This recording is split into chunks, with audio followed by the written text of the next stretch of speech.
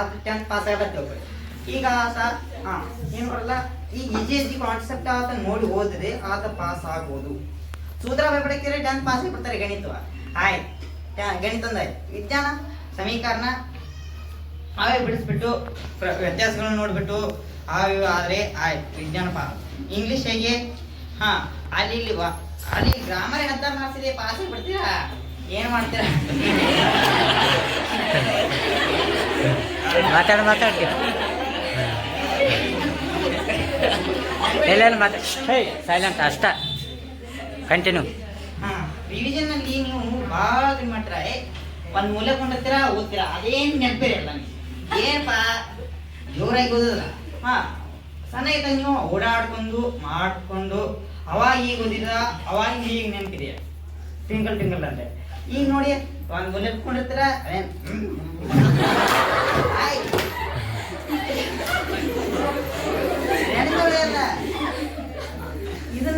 ಇದನ್ನು ನಗಬೇಡಿ. ನೀವು ಎಲ್ಲ ಈಗ ನಗ್ತಾ ಇದ್ರ, ಆದ್ರೆ ಕಡೆ ಮುಂದೆ ನೀವೇ ಕಷ್ಟ ಮಾಡ್ಬೋದು. ನೋಡ್ಬೇಡಿ. ಈಗ ನೀವು ಓದುವಾಗ ಹೇಗೆ ಓದ್ತೀರಾ ಅದು ಒಳಗೆ ಗುಂಗುಡು ಓದಿದ್ರಿ ಜೋರಾಗಿ ನಿಮಗೆ 30% ಅಡ್ಜೈನ್ಮೆಂಟ್ ಕೊಡುತ್ತೆ. ಜೋರಾಗಿ ಓದ್ರಿಂದ ನೀವು ಓಡಾಡ್ಕೊಂಡು ಹೋದ್ರೆ ಮತ್ತೆ 20% ಅಪ್ರೇಜ್ ಆಗುತ್ತೆ. ನಿಮ್ಮ ಮೈಂಡ್ ಅಪ್ರೇಜಿಂಗ್ ಹೇಗಿರುತ್ತೆ ಅಂದ್ರೆ ಓದೋದಂದ್ರೆ ಈಸಿ ಇರುತ್ತೆ. ಯಾರಿಗೆ ನೆನ್ಕೊಳ್ಳಲ್ಲ, ಏನ್ ಮಾಡೋದು, ಫಸ್ಟ್ ಚಾಪ್ಟರ್ ಏನ್ ನೆನಪಿಲ್ಲ, ಇನ್ನೇನು ಉಳ್ಕಿದ ಚಾಪ್ಟರ್ ಏನ್ ನೆನ್ಪಿಟ್ಟು ಹೋದಾನೇನ ಏನ್ ನೆನ್ಪಿಟ್ಟು ಹೋದಿಲ್ಲ. ಯಾವ್ದಕ್ಕಪ್ಪ ಒಂದ್ ಕಿಪಿ ನೀವು ರಾತ್ರಿ ಒಂದ್ ಕಿಪಿ ಹೋಗಿ ಇವತ್ತು ನೀವು ಒಂದ್ ಸ್ವಲ್ಪ ಬೇಸರ ಆದ್ಮೇಲೆ ನೆನ್ಸ್ಕೊಳ್ಳಿ, ಆಯ್ತು ಪರ್ಫೆಕ್ಟ್ ಆಗಿರುತ್ತೆ. ಯಾವುದೇ ತಪ್ಪಲ್ಲ, ವಿಷಯಗಳು ಯಾವುದೇ ತಪ್ಪಲ್ಲ. ನೀವು ಮಾಡ್ತೀರಾ ಇವತ್ತು ಹೇಳಿದ್ರಪ್ಪ ಸರ್ ಪುಸ್ತಕ ರಾತ್ರಿ ಭಾರತ ಓದೈತಿ 60 ನೆಟ್ ಎಂಟರ್ ತಗ ಬಿಡುದೈತಿ ಮತ್ತೆ ಏನ್ ಮಾಡ್ತೀರಾ ಒಂದಕ್ಕೆ ಹೋಗುದು, ಒಂದ್ ಅಥವಾ 2 ಹೋಗುದು. ಈಜಿ ಆಗಿ ಭಕ್ತಿ ಅದನ್ನ ಮಾಡಿ ಮತ್ತೆ ರಾತ್ರಿ ಈಗ ಒಂದ್ ಸ್ವಲ್ಪ ದೊಡ್ಡ ಇರ್ತಾವ ಅವಾಗ ಏನ್ ಮಾಡಿ ಟಾಪಿ ಓದಿದ ಅದನ್ನ ನೋಡಿ ಇಷ್ಟು ಇರುತ್ತೆ. ನೀವೇನ್ ಮಾಡ್ತೀರಾ ಟಾಪಿ ಐತಿ ಅದು ಅವನು 2 ತಾಸು 3 ತಾಸು ಅಲ್ಲೇ ಕೊಡೋದೈತಿ, ಏನಿಲ್ಲ ಏನು ನೋಡ್. ರಿವಿಷನ್ ಭಾಳ ಈಜಿ ಇರುತ್ತೆ. ನಾವು ನೆನ್ಪಿಟ್ಕೊಂಡ್ರೆ ಭಾಳ ಈಜಿ. ಅದಕ್ಕೆ ನಾವೇ ನೆನ್ಪಿಟ್ಕೊಂಡ್ರೆ ಏನ್ ಮಾಡೋದು ನೋಡಿ ಏನು ಪೇಪರ್ ಹತ್ತಕ್ಕೆ ಬರ್ತಂದ್ರೆ ಇವನು ಭಾಳ ಟೇಷನ್ ಹೋಗ್ತಾನೆ. ಅದಕ್ಕೆ ಪೇಪರ್ ಇಲ್ಲ ಅಂದ್ರೆ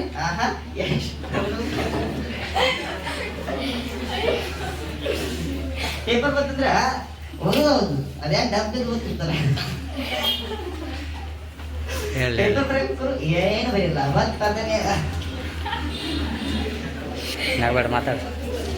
ಭಾಳ ಈಜಿ ಇರುತ್ತೆ. ಪೇಪರ್ ಬರೆಯುವಾಗ ನೀವು ಭಾಳ ಸ್ಪೀಡ್ ಕ್ವಶನ್ ನೋಡಲ್ಲ. ನೀವು ಪಟಾಪಟ ಬರೋದು ಮಾಡ್ತೀರ. ಏನು ಆನ್ಸರ್ ಅಲ್ಲಿ ತಪ್ಪಾಗಿರುತ್ತೆ, ನಾವು ನೋಡಿರಲ್ಲ.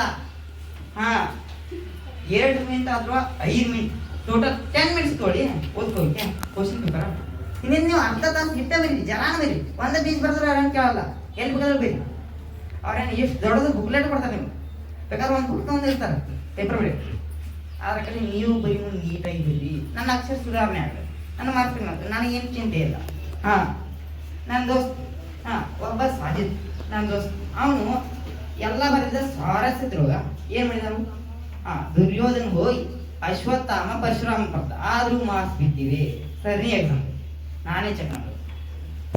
ತಿರುಳು ಮಾರ್ಕ್ಸ್ ಸಿಕ್ಕಿದ್ರು ಏನು ಮಾಡ್ಕೋಗುತ್ತೆ.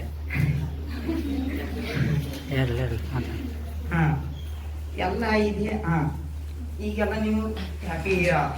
ಈಗ ಪೇಪರ್ ಬಂದ್ಬಿಡೋದನ್ನ ಸ್ಯಾಡ್ ಆಗಿರ್ತಾರ. ಯಾಕೆ ಈಗಲೇ ನೀವು ಓದೋದು ಶುರು ಮಾಡಿ. ಆದ್ರೆ ಓದೋದಂದ್ರೆ ಈಗ ಪುಸ್ತಕ ಇಟ್ಕೊಂಡು ರಾತ್ರಿ ಭಾರತಕ್ಕೆ ಹಿಡ್ಕೊಂಡು ಅದು ಬೇರೆ. ಅವರೆಲ್ಲ PhD ಅವರೆಲ್ಲ ಮಾಡ್ತಾರೆ IAS. ಈಗಲ್ಲ ಒಂದು ದಿವಸ ಅಂದ್ರೆ ಅವ್ರು ಮಿನಿಮಮ್ 3-4 ಪುಸ್ತಕ ಮುಗಿಸ್ತಾರೆ. ಅವ್ರಿಗೆ ಬಾಯ್ಪಡ್ಬಿ ಆಗಿರ್ತದೆ. ನೀವು ನೋಡಿ ಏನು ಬಂತು ಒಂದು ಪುಸ್ತಕ ಹೋದ್ರೆ ಆಯ್ತು.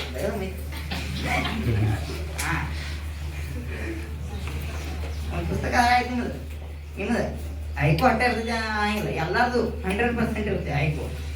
ಯಾರ್ದನ್ ಕಡಿಮೆ ಆಗಿಲ್ಲ. ಐಕು ಎಲ್ಲರಿಗೂ ಇದ್ದೇ ಇರುತ್ತೆ, ಯಾರೇನು ಕಡಿಮೆ ಅಲ್ಲ. ಈಗ ಹೀರೋ ಇದ್ದವ್ರು ನಾಳೆ ಹೀರೋ ಆಗ್ತಾರೆ ಅಂತ ಇಂಗ್ಲೀಷ್ ಮೀಡಿಯಂ ಅವ್ರು ಯಾರೋ ಹೇಳಿದ್ರು ಒಬ್ರು ಮೇಡಮ್.